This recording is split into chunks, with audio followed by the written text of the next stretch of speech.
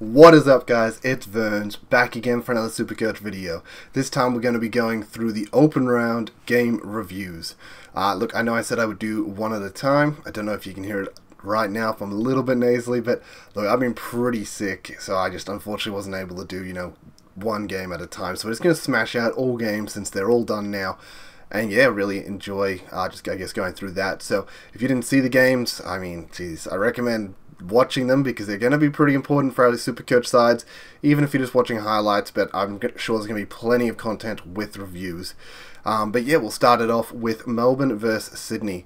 Obviously Melbourne go down here. Personally, I did tip Melbourne the win, as I thought Sydney had a lot of injuries and I thought Melbourne would probably just get up on top of them.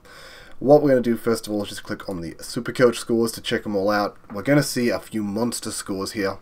And look, something that's going to be super important to remember, guys, is to not get sucked into these games.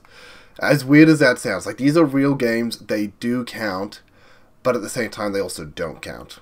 I mean, if you don't understand what I mean by that, is obviously they don't count towards total Supercoach points, but they are going to count towards players' price rises, as it does get counted into their cycle. Saying that, it's obviously just the one game, and we all know the first game's cycle moves out the fastest. It's a 3-game cycle. It takes into effect the most recent 2 games that were played. So by round 3, it takes in the first 3 games. By round 4, it shuffles out the first score into that price cycle and then takes in game 2, 3, and 4. So you lose the game extremely quickly. I am going to mute that before it gets too loud too quickly. Perfect. So you've got to take that into account. So when you see a player have a good score, you got to make sure that there's a reason they did it. What was the role? Are they going to be a keeper? If they're a rookie, did they do it because they kicked the bag, and is it really going to matter? There's a lot of things to factor in. I think the other thing here is that with a lot of these teams, so we have Brisbane, GWS, and Sydney, who all have the round 12 bye as well as a second bye earlier in the season. What this means is that some teams who have the round 13, 14, and 15 as their only bye, they will have played they would have had 0 byes by the time Sydney, GWS, and Brisbane have had 2. So round 12 rocks around, they have their second bye, and let's just say Port, they've still played 12 games.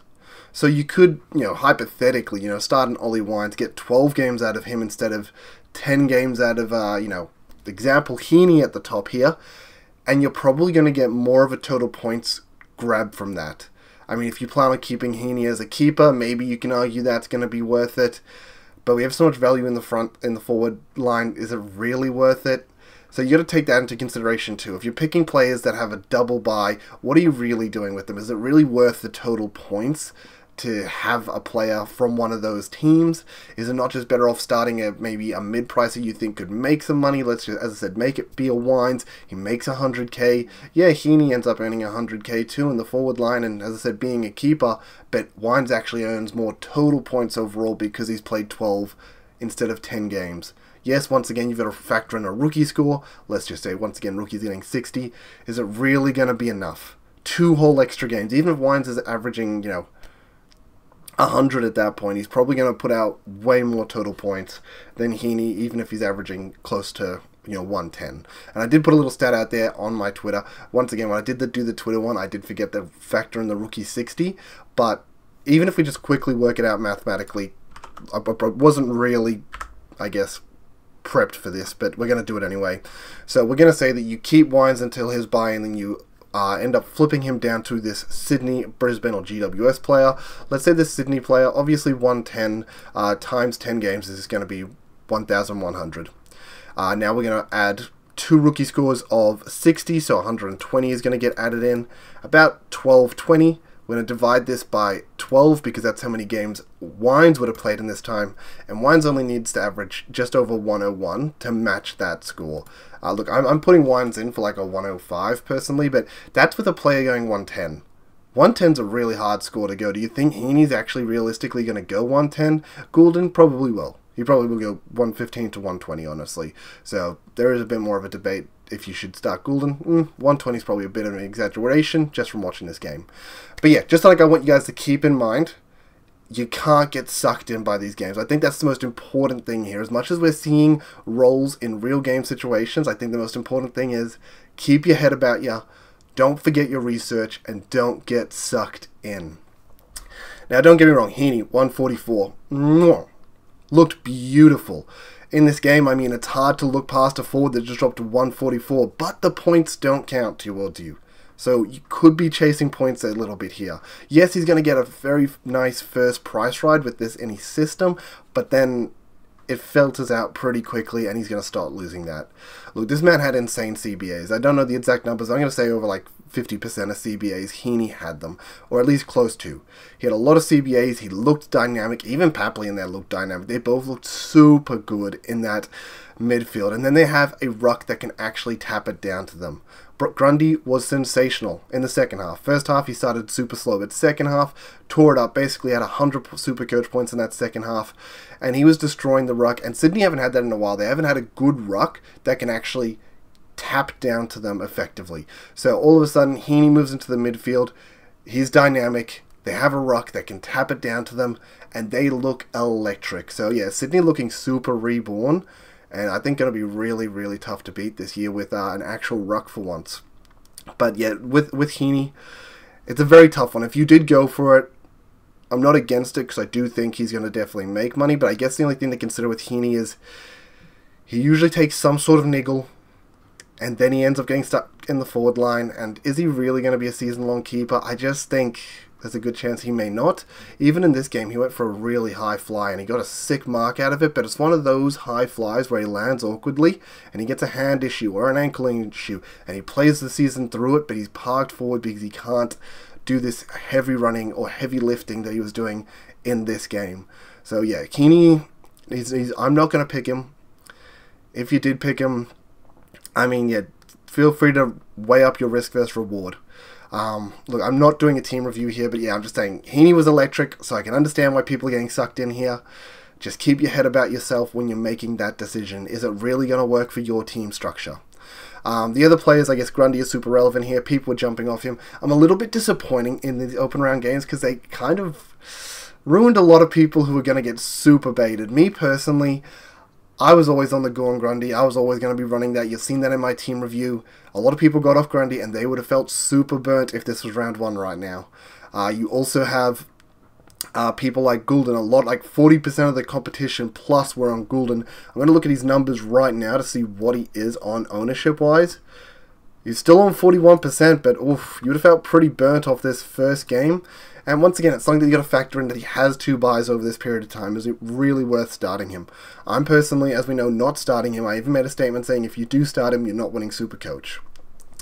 But yeah, I think the most relevant Supercoach ones here, Heaney, Grundy, insane, get him in your team, start him. He's worth it in my opinion because I do think he's going to be going very close. He's going to be going 110 plus, and he's going to earn you big bank, where Heaney is probably more realistically in a best case scenario, you know, like maybe a 105 maybe, that in a best case scenario. So yeah, I'm not for Heaney. I'm definitely for Grundy. Jump on that man. Going to make you a boatload of cash. And yeah, feel very good about it. Then we are jumping down to James Jordan's the next one on the list here. 81. You'd be pretty happy with that. Another thing coming into this game is obviously we had Billings get named as a sub, so you needed to cross him off your list. And it was one of those things where once I crossed Billings off my list, I was like, oh, that's really nice. Like, freeing up that bit of cash to be able to, like, flex my team around feels so good.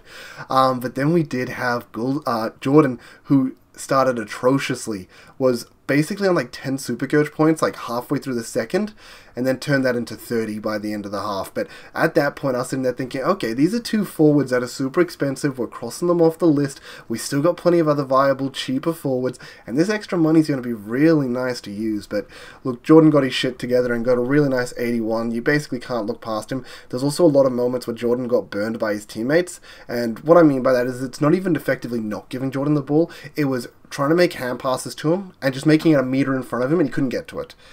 Like, there was a beautiful play where he, like, burst from stoppage. He, like, made a hand pass out. He should have had the 1-2, and I think it was Goulden might have just put it straight past him.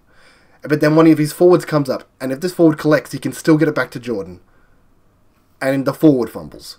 And this is one of those situations where Jordan just misses out on a second disposal that he should have had, and he might have even had a shot on goal off it. So he could have even had a goal opportunity. Like, that's how big that was. And that probably happened to him 3, 4, maybe even 5 times. There was even simple ones like they're doing chipping around the back line. There was a chip to Jordan in the back line where it's like, okay, awesome. This is, 3 points here. And the person who's chipped has just dropped short. It didn't really matter because it bounces, he collects it, and then he disposes of it. But it's still extra points he's missed out on. I mean, he has 3 marks in this game. Could have been a 4th mark, and that might not sound like much, but it's an extra, let's just say 3 points. And once again, if you add that 3 points plus a few of these poor disposals from his teammates, and yeah, that'll happen. Sometimes people miss targets, but it did feel like a scrappy round 1 game where the ball was slippery and people were they weren't very effective with it. They were missing a lot more targets than I think we would expect in a regular season game. So I think, yeah, you give him a few extra points there because of his team sort of burning him a bit. And then, as I said, even if he gets that opportunity where he maybe kicks that goal, or even if it's a score involvement, he's definitely pushing 90 plus. So I think the 91's almost unders for what he should have been scoring, and that's with a very slow start. If he doesn't have that slow start, this man in reality, he could be a ton. He could be really, really good for us. So, yeah, I think James Jordan is a must start. This 81, I don't know if you were happy with it or unhappy with it, but I think this 81 was unders. So in reality, you should be happy with it because I wouldn't be surprised if he's going to have bigger scores than this moving forward. So yeah, James Jordan, lock him on in. Goulden, 77. I've already spoken my piece with him. I don't think he's really this guy to start. He spent a lot of time on that wing, which definitely hurt. And I think the big thing here, this might be an effect from Grundy, but they've never, as I mentioned, had a good ruck. And that could be directly affecting their outside game. Because previously, I think, when it came to, I forgot the stats, the commentator said it. I don't know if it was hitouts to advantages, or hitouts, or just clearances from contests, but Sydney last season were ranked 17th when it came to that stuff. I don't know which stat it was specifically, it was one of those 3, but they were 17th. And that sucks. That speaks a lot to them just having a really poor ruckman, and they couldn't really rely on that. Previously, I think if the ball was going around the side, Sydney would want it to not go out of bounds because they would, you don't really want a ruck contest. You don't really want these contested contests where you're kind of getting smashed every single time. But this time they had Grundy who was killing it, and I think they were a lot more for just letting that happen. A lot more for letting the ball go out, a lot more for just having these ruck contests, and they didn't need to play outside as much because their inside game they were crushing. So maybe that's a direct effect on Goulden. Saying that, we also know Goulden can get these lower games. He's done it, or even all of last season when he had massive tears of 150 plus, and then he'd just put out a 70 or a 60 or an 80, and then you'd be like, okay, that's fine, he's cooling off. I think that actually happened last year when he went on a tear of 3 games in a row of 140. People were scrambling to get him in, and then he had 2 slower games around 70 to 80, and people were like, oh. A lot of people felt pretty burnt getting him in chasing points for him to then have slower games. He definitely has these down games, so this might not be anything. And I honestly think if you were thinking of starting Goulden, you shouldn't take anything, you shouldn't take too much from this game. I guess the only consideration is if you were considering starting Goulden, is if you were starting him because you were scared he was going to get priced out quickly, if he was going to get the 700k quickly. That's not really changed from this game because, as I mentioned, this is going to filter out of his cycle quickly. It might mean that it's a little bit slower to that 700k, but if you think that's going to happen, that's not going to be stopped too much from this game. So, I don't think it should affect your decision too much. At the same time, I want people on Goulden because I'm not on him and I don't think he's the right pick to start, so just me personally. But Swizz did bring up a good point, because as I mentioned, I put a tweet out, and Swizz did reply to that, and he said, actually, I'm fine with starting one of these Sydney players, because I want to flip them before their bye in round 5. And I've been very against flipping all season long, but that actually seems like an acceptable flip to me. And that might sound weird to you guys, but the reason I mean this is because last time people were talking about flipping on round 3, flip these GWS players to these Brisbane or these Carlton players, and it's that doesn't work because we're doing correction trades at that time. Doesn't work. Then they talked about flipping a Brayshaw to a Dacos, and it's that doesn't work because we're going to be looking to upgrade at that time. Round 5 to 4, we're not really going to be upgrading at that time. It's slightly too early for upgrade season, but it's also too late for corrections. There's a good chance at that time we're going to just be parking our trades and waiting patiently.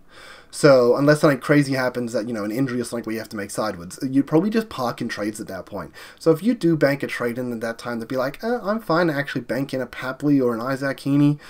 Honestly, they're going to get to round 5, and then I can just, before their bye, downgrade them to this Carlton, GWS, Gold Coast or Brisbane player, that makes sense to me. Saying that, as I mentioned, Brisbane and GWS do have buys coming up in round 12, so I don't know if you want to jump on that straight away. It's probably best to get on them after round 12. But you can look at these Gold Coast Carlton players. Maybe Walsh is an option at that point. Maybe he's come back and he's looking good. Maybe Miller's an option. Maybe Rowell, Anderson, Flanders. Who knows? Maybe one of them is an option. So I guess that flip I would find acceptable if you chose to do it that way.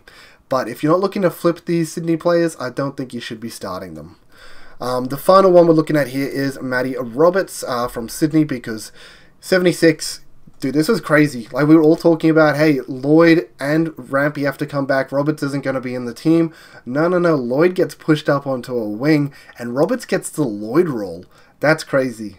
They've given the Seagull role to Roberts. He looked really good to start. He was a bit slow at the end of the game, but Sydney were obviously mounting this big comeback and win. So it's hard to say, you know, he wasn't doing well when the ball wasn't really living down his side. It's a bit harder to, I think, get involved. But yeah, I think Roberts is a steal of a pick. 150k. We're getting the Jake Lloyd role. That's perfect. That is so good. I can't believe that that's the case. But it makes sense because obviously Jake Lloyd is getting older now. They do need a transition in someone new. And I think Blakey and Roberts are going to be these new guys in defense to distribute. And yeah, you got to lock him in as a rookie. For those that are interested in the Lizard, feel free to jump on him. He had a really good game, but Lizard's always been notorious for like a good game here and there, and he's not cheap either. He's already at that premium price, so I'm not personally going to go to him because I don't think he's going to be an uber premium by the end of the season. And once again, double buys. So jumping over to Melbourne, I did want to try and keep these nice and short, but God, it's bloody hard when you're talking about each player in and out. And I think a few other things I wanted to ramble about too. So this, track 108, I don't think this did any disservice to track personally. I think if you're interested in him, you're still probably picking him. We know I'm not picking buy players, especially that expensive, but I don't think there's any disservice to track. McVie did good shit. Salem, decent. I think Blake Howes was the big one that came out of nowhere here. Yeah, he was very low owned. Not a lot of people on him. He was fine last week, but I hadn't really heard much in the preseason. When you don't hear stuff in the preseason and they have one good practice game, it's hard to jump on them. But yeah, open round is just, it's absolutely exploded. 91 on him. I think it's very different when a rookie gets 91 because it's going to accelerate that cash gen. Even if he ends up being a slow burn after his initial price rise because it's 91s out of his system, he's going to get that initial cash gen really quickly. Melbourne have this round 6 buy. Hopefully you can get enough cash by then. You could even flip him before he's buy. Use him as an upgrade. So yeah, Howes, I think just lock him in. He's someone that can score Supercoach points. He is cheap. He is the 123k rookie. And he's a perfect starting point for us. So yeah, get him in your defenses. Billings was a big one for us here. He got named as a sub. That was really painful. Laurie came off as a sub. And I was talking to some of my mates here, and they were trying to be like, oh, I'm not starting McKercher sort of thing. Like, I hate paying up for those sort of rookies when we have so many good rookies that are cheaper. And I was like, but you're getting job security out of these guys. In the case of Billings, at least we knew this beforehand that he's a sub-risk, so we're not starting him. But imagine if you started Laurie over, like, Reed. Imagine this wasn't round 0. Imagine you had the option to go Reed, but you're like, oh, if I go down to Laurie, the 80k makes my team a little bit nicer, or I get a better premium, or XYZ. You make a good reason to, like, start Laurie over a Harley Reid. If this was game 1 right now and he was locked into your team for 20 points, you would be absolutely livid. So I think it's super important to make sure you're paying up for rookies with job security. You can't bring in, just because these guys are named, with the way it works these days with the sub rule, it's super hard to have bring in a player that's on the cusp of the best 22. Even if they get named for the game, they could come off as a sub, and that just destroys you. So I think paying up for job security, people like McKercher, obviously Reed, Sanders, guys that are like they're high draft picks, they're going to get games into them. You know their job security is solid because of that. They have good roles. Lock those guys in. Don't be picking these guys that are like 123k that you didn't really know about all preseason or you had heard about, but they weren't that great. But then they get named round 1 and you're like, oh, they got named. I'm going to save a lot of money here and I can get a better premium. Let's make that play. Don't make that play. It ain't going to work. And, you know, thank your lucky stars that it wasn't, because Right now, you'd be absolutely burnt if you went Laurie over like a Reed. But yeah, Laurie, Billings, cross both of them off your list. Shaki, cross him off your list. Even if he plays, like, he may honestly lose money. Yeah, none of them are picks, so get rid of each and every one of them. Windsor, really good. He is that elevated price, though, so it's hard to pick him. He's not a high accumulator of the ball. He also got 4 tackles, which was really nice, and this was his first game, so I'm not too unhappy if you choose to pick Windsor. I think he'll be fine, but I think he'll be a slow burn at his price. I think, once again, we have a plethora of rookies. You don't really need to bring in Windsor, in my opinion. I think there's better options around him, but feel free to jump on him. I think he's going to have solid job security, and he's going to do decent. Another big talking point, we have Max Gorn 72. A lot of people dumping him now, guys. How quickly do we forget? Like, last week, 180 plus, and I get it was a practice game, but he still went 180 plus. He still has that in him. Grundy just played him really well. Sydney got stuck into him.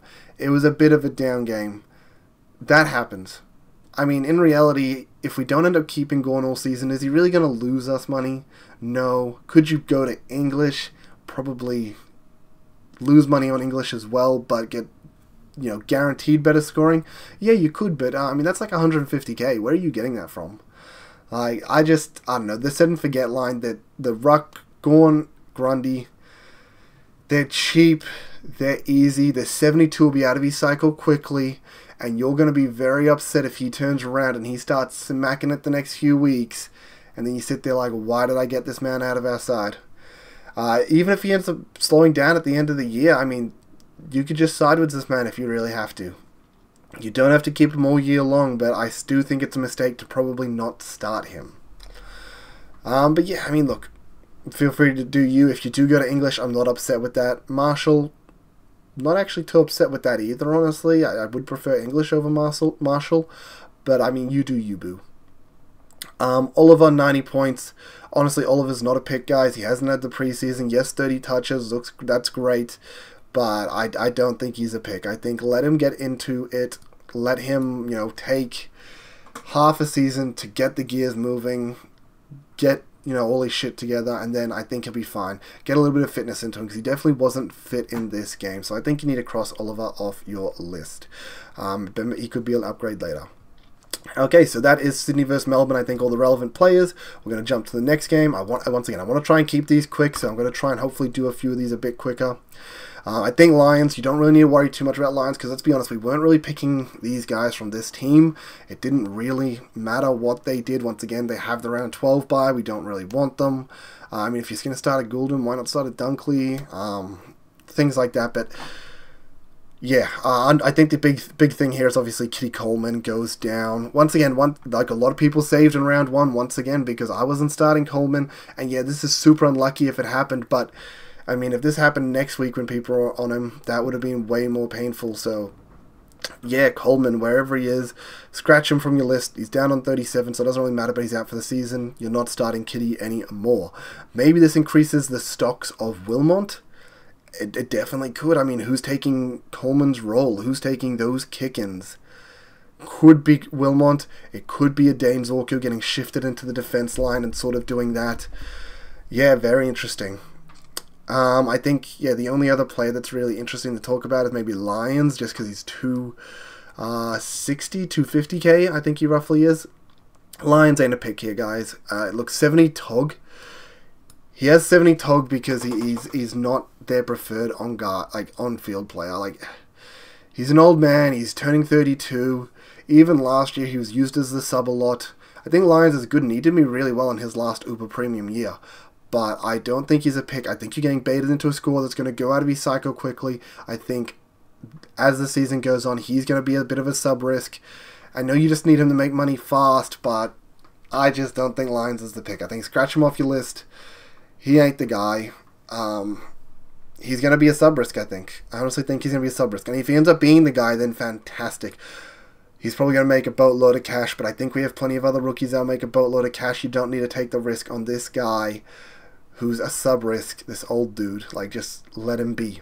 And I think that's all that's relevant for Brisbane. So we'll jump over the Carlton. Georgie Hewitt, someone else maybe people could be eyeing off. 106, not bad. They do have the round 2 bye though as well, guys. So anyone you miss or they start popping off, you know, if they have a great round 1 score as well and you really do want them, you can make a correction trade. So you don't really have to jump on them preemptively. Newman, sort of just doing Newman things. Mackay, yeah, really good score, but he's not cheap. If Mackay was like a 280k guy and he came with 130, yeah, feel free to start him. Makes sense. They got Tigers next week. He's probably going to get another 130. Awesome. Do it. Tigers look like they suck, so that makes a lot of sense. But in reality, he's a full 40k player. Like, he's already at that, like, almost premium price as a... I don't know if it's 440, but he's around the 400k mark, I'm pretty sure. He's already so expensive. Like, you're going to really have to rely on him going massive for him to make you dividends. And what, then you're going to side with him? I'm not really for this flipping strategy, so... yeah, I just don't think you start Mackay. For any of those that are interested, it's a cool score. Don't worry about it. He's not a cash cow. He's already too expensive. Cripps didn't really do enough for himself. I think the only one that's really relevant here is Zachy Williams. I missed him at 73. 17 kicks, 2 handballs. Honestly, the only thing we are watching here with Zach Williams is if he was fit. Because he's 216k. He's basically rookie price. And as long as he was fit on the field, we were happy to start him. He played the game. He played basically the whole game. He even got a bit of a rest at the end when Carlton sort of, did he get a bit of a rest at the end? Oh, jeez. I feel like he got a little bit of a rest at the end just to be safe with him. Just because there's a little bit of a minutes restriction, I think, on him. Only 80% TOG, which makes sense. But yeah, I think Zach Williams is going to be an elite pick. Let's just all start him. Nice and easy. If this man doesn't get injured, I think 73. That's going to be more of the lower scores that you see him get. I think 70 plus is guaranteed. At his price, he's definitely making you his 150, maybe even 200 plus K. So you're feeling pretty good about starting Zachy Williams. But what an electric game, by the way. Like 1 point to Carlton. Didn't see that coming when they're up by 43 points, Brisbane, at one stage. But yeah, awesome by Carlton. Very entertaining game to watch. So at least that was the positive. Now we're going to jump over to Gold Coast and Richmond. This is another huge don't get baited, guys. We see these massive scores coming out of the Suns, but they have a huge chunk of this Supercoach pie. I think JD did mention about 1,900 points. Yeah, a huge chunk of that Supercoach pie. Look how many players are 100 plus. That is insane. Even the guys that aren't 100 plus, the guys that are 90 plus. Like, there's so many of them. They just hog the points. Richmond suck this year. Richmond and West Coast are going to be targets for our captain choices. I'll definitely say that. Sorry, sickness starting to hit me a little bit. I gotta make sure I'm A-okay here. God, I don't even know why I have the green screen. All you guys see is ads behind me anyway right now, but... yeah, relevant players here. Rao, I wouldn't get too high for you on this. I would disregard that. Powell's already premium price, so not really too interested. I'm not really too interested in most of these guys with the buys. I think the only real talking points is Flanders, Miller, Buderick, and then we have Sexton, who are the talking points. So we'll talk about those four nice and quickly. Flanders looked electric. I think plus 50% on the CBAs, 55%. Bailey Humphrey, you had a lot last week and kind of cut into Flanders, had no more. So Flanders, he looks like he's got that role that we thought he was going to have. Look, I think he looks like he could be 110 plus, and I am really keen to start Flanders, but I'm not too sure if I will. It's so hard to make that decision to Flanders or not to Flanders. Really, I'm tossing up, I guess, a little bit of a preview to what my team will look like, but I'm tossing up Flanders versus Wines, and when I look at how good Port Adelaide's run is, it's so hard to pick Flanders. Look, Flanders coming in, it does mean I sort of have to cut one of the mid prices in my midfield, and it does kind of make the team look a little bit better because I have Sanders sitting on the bench right now, so it does slip Sanders on field, which is definitely better. But I just love all of those mid prices. I don't want to say goodbye to any of them. Like, god damn it. Why did you have to do this, Flanders? Why did you have to become a talking point? I'm kind of interested to just ignore Flanders and ignore this game, but look, if you're starting Flanders, makes plenty of sense. Look, he's 500k, he's playing at a 600k price tag, so he's got the upside, he's got the value as well as the keeper potential behind him. Yeah, it's hard to not start Sammy Flanders, so I don't blame you if you do. And something I'll be tossing up right up until the bounce, honestly. Tuke Miller, 116. Yeah, I think if you're interested in Tuke, he did himself some services here. I think the only problem here is that everyone in Gold Coast did so well that it's hard to take much from this game. It's sort of like Adelaide the other week against West Coast. You can't really take much from it because they pumped them. Yeah, Richmond played a hell of a third quarter, but they got stomped in the other 3 quarters. And yeah, Tuke scoring. Look, I don't think he's the biggest recipient of the downhill skiing. I think the downhill skiing definitely went towards Flanders. I definitely went towards, Ben King, Collins, Fiorini, even Ballard and things like that. There was a lot more other people that got more points off the downhill skiing than Tuke Miller. So if you went Tuke Miller, don't really have a problem with that. Is he really worth at least 100k? Because I feel like if you have a buy, you need to be worth 100k plus potentially be a keeper. And I don't know if he's worth that. Maybe he is. If he averaged 116, he would probably be. So yeah, definitely a tough one for people to consider. Not for me because I think he's just a little bit too expensive for sort of the mid prices I'm looking at, or the fallen premiums I guess I'm looking at. But yeah, definitely wouldn't have any problem with you going there, I think. I guess the consideration there is, though, yeah, obviously you have Steele, Crouch, Nick Martin, players around his price tag are a little bit cheaper than him that don't have a buy. So, is there really a point to start Miller? Look, I'm not going to do it. You do you, boo. Then we have Buderick, 94. Maybe people get baited back onto this now because he is 300k and that 94 looks great. They did bring another small defender in, which meant Buderick could do a bit more distributing. But, I don't know, Tigers always give up points to defenders. They kind of just suck ass that way. I mean, Houston always goes massive on them. They do that. So, I mean, Buderick, I don't know if this 94 is really good enough. Me, personally, I'm not going to go there, but I could definitely see him making a few of these Buderick enthusiasts turn around and jump back on him. So feel free to do that, I guess. I think the one that's more relevant here is Sexton, 73. He's a 133k rookie. Lock him into your side. We saw what we needed to see. Yeah, the score wasn't as good as it was in the practice game. That's whatever. It's not the end of the world. What matters is at his price, he had the role. That's all that matters. He had the role, and 73 is a completely serviceable score for a guy that's worth 130. Like, you'll be very happy with that if he keeps doing that. So yeah, I think I'll lock him away. Now, Tigers, I don't really think anyone's really relevant on the Tigers outside of, I think people were talking about Dow. I mean, look at that, 23 off 72% game time. Cross that man off your list if you were interested in him. I guess the other two is Seth Campbell, Gibkiss, and Short. I mean, look, Campbell's also a rookie. Kicked 2 goals, though. I don't know. Not for me, I think. Tiger's going to get pumped all season long, and I'm pretty sure he's a small forward. Even if he's a medium-sized forward, like, you're playing in a bottom forward side, forward line, yeah, ain't for me. Gibkiss playing in defense, though, in a bottom 4 side, that is for me. That looks very nice. 76 into his price. Yeah, that's going to be very nice. I think Gibkiss just showed why it's very hard to look past him, because he will have some spike games. Sorry, we also have Naismith, 93. Yeah, everyone's starting him as R3, because if he can string a few games together, he's going to make a boatload of cash for us. So that'll be awesome. And then finally, Short, who people are talking about. Hey, the Bulls going to live down their defense. That's what I just said about Gibkiss, so it makes a lot of sense to start Short.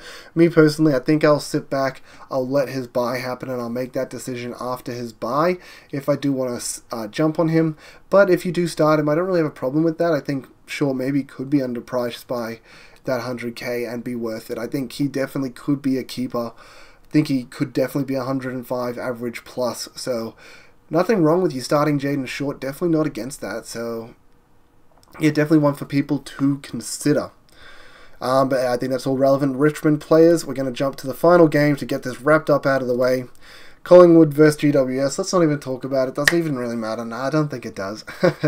Okay, first what I'm going to bring up here, for anyone that actually watches my videos and remembers the forward video, there was a player that I did sit here and say, watch this space with them. I would like to scratch that remark. I would like to retract that statement. We ain't watching no space with Xavier O'Halloran. Oh my goodness. 28 Supercoach. Scratch that, my boy. Honestly, it comes from 40% disposal efficiency as well as 10 clangers. 3 frees against. I mean, you can see it in his Dream Team score that obviously having half of that, like, it just means that he had a really poor game, unfortunately. I do think I saw good moments of him where he went in the center bounce, he bust out of packs, or he like had good moments, but yeah, I don't think we can start him after that performance, unfortunately. Yeah, look, I was the only one that was even interested in watching him, so let's not watch this space. I'm going to scratch him off the list, going to stop talking about him. Harvey Thomas, people were interested in, not for me. 40 off 82% game time. Yeah, great, he played. Where? Great, they played. But they didn't really do enough. In a game where Giants actually got over the top, their rookies were pretty irrelevant. I don't know if they're going to hold their spots, so they're a risk of best 22 as well as not the greatest scoring. Cadman, look, I honestly think I'm just going to maybe start Cadman for the chance of these spike games. Worst case scenario, hopefully everything goes well by round 3, and maybe I could even use him as a rookie flip to go down before his buy, and maybe just cash a quick 50k off him. Maybe, definitely could be an option. I think I'll lock him in just potentially for that possibility. But yeah, he had a few good moments, a few good marks, looked nice. Yeah, not bad. I think we'll just take him. Personally, Kelly and Cogs, we definitely talked about these guys being downhill skiers, and maybe guys you'd like to start, but yeah, it definitely didn't seem the case in this game. It ended up being Green. A lot of people hyped on Green, a lot of people want to start Green, and this is going to make a lot of people start Green, but he falls into the same boat as Errol Goulden. 2 buys before round 12. Even if he's doing really, really bloody well by that time, there's other guys at the same price that don't have 2 buys by then, or at least have 1 less buy if you're going to keep them all season long. But let's just say you're bringing in Green after he's buy round 12. You know, there's guys that are going to have less than 2, you know, they're going to have 0 buys by then. So why would we start Green? There's just no point. Definitely against that, but feel free to do what you do. A lot of people are going to get baited by this, and I'm very happy for that. Ash, good score. I mean, I started Ash last year. He's got the role now, and he's definitely a lot better in it. Definitely looks a bit weird with his beard, but, you know, you do you, boo. Yeah, I think Ash could be a little bit of a smoky here to maybe push towards that 14 to 10 defender range, where he's just outside the top 10. Definitely between a 100 to a 105 average, so just outside could make you a little bit of cash, but I think if you're paying the price you are for Ash, because I'm pretty sure he's pretty close to like 500k already this season. Just going to quickly look him up. Ash, oh, 460. Yeah, he can definitely make you 100k. Definitely could make you 100k, but probably not a keeper, probably a flip. And he has 2 buys, so why am I even talking about him? Not relevant. None of these guys are really relevant with 2 buys. We already talked about the rookies and maybe the one guy that people are considering. Now, Pies, day cost 131. People are going to stay strong with that. As we know me, I ain't starting him. I think a lot of people's fears is that he's going to be priced out by the time he hits his buy. I mean, look, I think he definitely could be this 130 guy. He definitely could be. I'm not against that. I'm very happy for Dacos to be a gun. Once again, though, I think at his price, I can get probably close to, if not just as much value, especially with him missing 1 game. And maybe that's a bit overzealous from me. Maybe I'm not going to quite get that. Maybe it's worth paying up for him, but yeah, I think he didn't do you any disservice, and if you're already hot on him, you're taking him. If you weren't hot on him, we're kind of expecting these kind of games. We're just hoping for a few lull games coming up to maybe make sure he doesn't get too priced out for us. Lipinski, definitely, I think, still a viable forward option for you. I mean, that's 65% accuracy, and he had 2 behinds. Yeah, I guess if you're really interested, you could, but not for me personally. He's, I'm pretty sure, sub 400k, so could make you 100k. I think he's worth 100k. Just probably there's someone that's a flip, and he is missing a game, so maybe better people to start. And then Charlie Dean, 55. I don't think we were too interested in Dean, and I don't think this got people any more interested in him. We still have people like Murphy and Howe to return, and he could easily get shuffled out of the side. So, yeah, I guess that's the quick recap of these relevant players from these games, guys. As I mentioned, my biggest thing from these games is obviously there was a lot of inflated scores. There was a lot of good scoring. Biggest thing is don't get sucked in. You got to remember the fundamentals. You got to remember all this preseason work you did. You can't just blow up your team because you need to bring a player in all of a sudden. It just It just ain't the right play in my opinion. But yeah, look, definitely a lot of positive things to take. I think a lot of positive rookies to at least take. I think the biggest thing for these open round games were look at the rookies. Those were the guys we're interested in. Maybe the mid prices, they could have done us some services. But outside of those guys, I don't know if anyone else did us anything crazy. So yeah, anyway, that's, I guess, the quick recap, guys. I appreciate you all for staying to the end. I appreciate those that like, those that have subscribed for their consistent injections of Supercoach content directly into their YouTube feed. I'll be getting out my final team reveal later this week. I'll obviously be on the Supercoach Hub later this week. Hopefully I'll be 100% by then, so I can easily get through it. I will be, now for those that I didn't jump in, but there is still one more spot available in the first league code that I did announce, which will, once again, it will be in the comments. If you stay towards the end of the video, I'm going to reward you and tell you which video it is in, and it is in my Supercoach philosophy video. You jump there, look at the comments, you're going to find a league code there if you do want to come join me in a head-to-head league. But yeah, best of luck to you getting there. Only one spot left. Once again, I appreciate y'all. Until next time, peace, later.